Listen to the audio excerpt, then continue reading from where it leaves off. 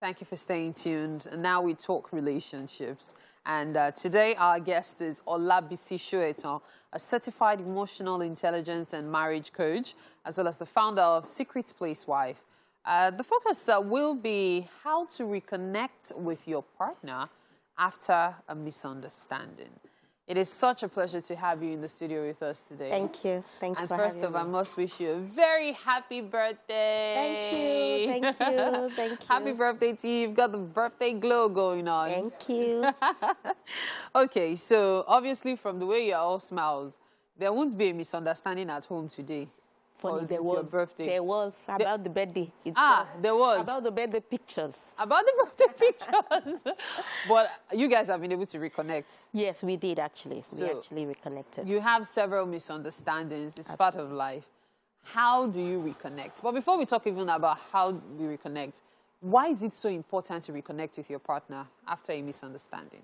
It's important because actually connection is the goal of the relationship. Right? Once you're disconnected, it's the breeding ground for resentment, for misunderstanding. It's the ground for, comparison, everything bad, negative in your relationship. So it's like getting the weeds out, getting, all this bad energy out, so that you guys can have a thriving, happy relationship that you want. So reconnecting is that effort you make towards building the relationship you want. Okay, so reconnecting doesn't necessarily mean that you have to keep forgiving certain bad habits that refuse to go away. Of course not. Of course not. So we are not talking about like maybe toxic things, like maybe you're with a narcissist or you're being physically or emotionally abused. But if you look at relationships generally, we all really struggle with the same things, right? Basic things like, okay, our ego gets in the way, somebody's pride is hurt, or, there's just a misunderstanding around how we feel. So the other person is not listening. And these are like everyday human issues. It even happens outside of the intimate relationships we have, So if you're dealing with serious stuff, things that already make you suicidal, then the first step will be a separation to protect yourself and to remove yourself from that situation. But in a situation where separation is not even in a consideration, reconnecting is important. Absolutely. So now we need you to teach us how to do that reconnection. Like, how do you carry it out? Okay, so the reason it wouldn't be hard if you're not feeling something in your heart. So there's been a blowout and we maybe snapped at each other, or we feel disconnected because we don't feel heard. I feel like you're not understanding what I'm saying. The other person is feeling the same way. And so by the time we finally stop talking, there is that awkward silence between us. That awkwardness where, are we fighting? Does he still love me? Does he still love me? Or there's just anger, and just plain anger between you. So you find that it's important to, first things first, step away, right? And analyze the situation from your point of view. So it's like breaking that, deconstructing. That's what I call it. If you don't deconstruct, you cannot build back up in that case. But how many times do you deconstruct in your relationship? These things happen. No, when I mean deconstruct, I mean deconstruct the issues. Yeah, that's what I'm saying. Like, if you deconstruct like every week when you quarrel. Is actually every day. Almost every day there will be one random misunderstanding, no matter whether it's about the pillow or it's about the food, that can cause disconnection. Do you see? So, and it's quick. It's also a muscle that you learn to flex. The more you do it in your mind, the more, quicker it becomes. So what deconstructing means is just being within yourself and asking, okay, what was that? What could I have done better? What exactly was it trying to say?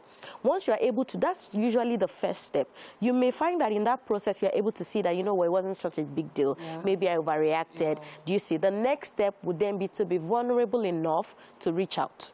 Now, that being vulnerable to reach out is in two places. You may have realized that, okay, you know what, I think it wasn't a big deal. I think this is easy, and then you want to reach out to your partner to say, hey, you know what, I'm sorry, I hurt you, I overreacted. The second part is that you may still be feeling justified, you may still be feeling hurt, right, even after deconstructing, but you know that it's necessary to reconnect with your partner. You can then extend a hand to them, asking them to help you. Hey, babe, I'm feeling sensitive, I'm feeling a bit upset, can we talk? Do you see, I want to listen to you, I want to hear you out. Now, if you are the one on the receiving end, the same applies to you. Being vulnerable in that moment, to be present, to say, okay, you know what, I want to listen to you too. And so that creates the balance what happens most time is that I've come to you, okay, I'm sorry. Oh, why are you sorry? Oh, you are really sorry. Tell me why you are sorry. Yeah, that question. Why did you do it in the first place? And now I'm now feeling like, you know, choked again and thinking, oh, I'm trying to make peace. You're making, you know what, forget it. Forget it. So when you're on the receiving end, the same thing applies. You have done the construction, you have calmed yourself down, and now you are extending the same thing they're giving to you. Why do people ask that question?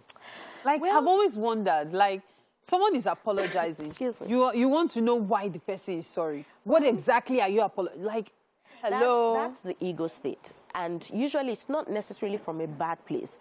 It's just because the person feels justified in the thing they've done. Now, for instance, somebody reached out to me yesterday telling me, oh, you know what, I've done something bad and this person is upset. How should I react? And I was able to say, okay, you know what, this person is in that state. They're legitimately upset. What they need to do is to tell themselves, okay, I'm upset, but this person is trying to reach out, let me. But they are not doing it. What will happen to you is that they'll suck you into that energy. Do you see? So if you focus on yourself and make it your responsibility to be in control of yourself, and if I say I'm sorry now, all I have to do is maintain that state, that emotion, and continue to say, you know what, I see how you feel like that. I'm truly sorry. You would eventually calm down. Okay. Do you see? Now, it's dependent on if I'm able to move forward, keep going forward in that emotion. But what happens most times is that I get sucked into the energy and I also give up. It's because, well, the ego is always seeking to protect you. If you're feeling justified that I've offended you, what about me that I'm apologizing to you? Do you think that I'm not justified? I'm actually even humbling myself to do this. So that ego is like, no, don't let him do that. Don't let her do that. And we get into that mix. Okay, so hopefully there's a correction of the misunderstanding. Reconnection has happened. Yeah. So your birthday cake will be waiting for you at home. Of course. All right. Happy birthday to you again, Olabisi. Thank you very much. Thank you so much for your time coming on the show. Thank you. Thank you.